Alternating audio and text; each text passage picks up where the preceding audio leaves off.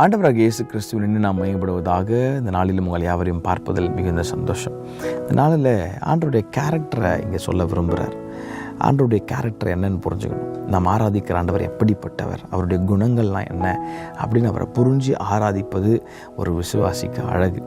அப்பா கிட்ட போகிறீங்க, உங்கள் அப்பா எப்படின்னு தெரிஞ்சால் தானே நீங்கள் தைரியமாக பேசுவீங்க. இன்றைக்கி நிறைய கிறிஸ்டியன் கர்த்தர் எப்படிப்பட்டவர்னு தெரியாமையே போய் அவர்கிட்ட உட்காந்து அப்படியே கதறிட்டு உட்காந்துட்ருப்பாங்க. ஆண்டவர் எப்படிப்பட்டார்ன்றதை ரொம்ப அழகாக தாவீது மூலமாக சொல்கிறார் பாருங்கள். 86 சங்கீதம் 15 ஆண்டவர் சொல்கிறார், ஆனாலும் ஆண்டவரே நீர் மன உருக்கமும் இரக்கமும் நீடிய பொறுமையும் பூரண கிருபையும் சத்தியமுள்ள தேவன். இதெல்லாம் அவருடைய கேரக்டர். என்னென்ன கேரக்டரு?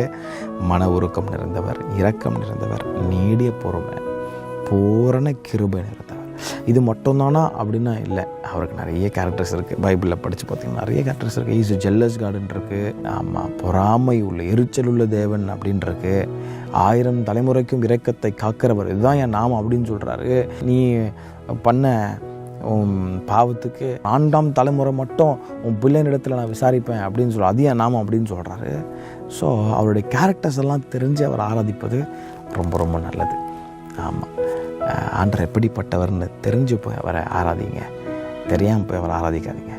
கர்த்தர் மன உருக்கம் நிறைந்தவர், நீடிய சாந்தம், பொறுமை, slow to anger, abundant love, எல்லாமே உண்மைதான். ஆனால் இன்னொரு பக்கம் அவருடைய குணமும் இருக்குது. அதையும் தெரிஞ்சு அவரை அப்பா அப்படின்னு கூப்பிடுகிற புத்திர சுவிகாரத்தின் ஆவிய கர்த்தர் நம்ம கொடுத்துருக்கிறார்.